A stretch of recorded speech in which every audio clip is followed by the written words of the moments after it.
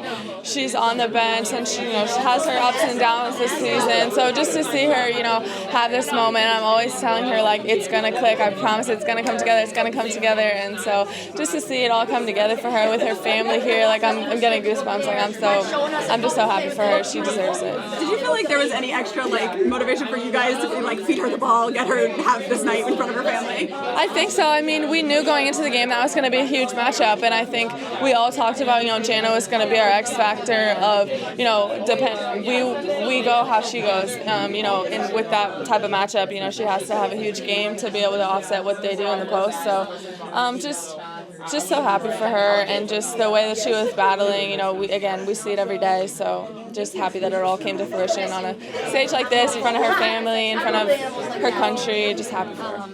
We're sitting right behind the bench. You get pretty heated watching. Where does that energy come from you watching? Do you feel like a little mini Gino out there? Oh, mini Gino is far. That's going far. But I would say definitely, being out kind of gives you a different perspective. So just, being able to watch from a different point of view, I hear things, I see things differently than, when you're as a player. And, I do take pride in, being someone outside of the coaches that they can go to and they can talk to. So just, having that, even though I'm not playing, still being involved, still being active, and, if I'm preaching that, I have to do the same thing. So. How did it feel for you to get out there in a Final Four game for the first time since your freshman year? Yeah, it was exciting. It was a good feeling. Anytime you can play on this stage, no matter what the circumstances are, it's exciting, and I'm just happy that I was able to, be a part of it with my team.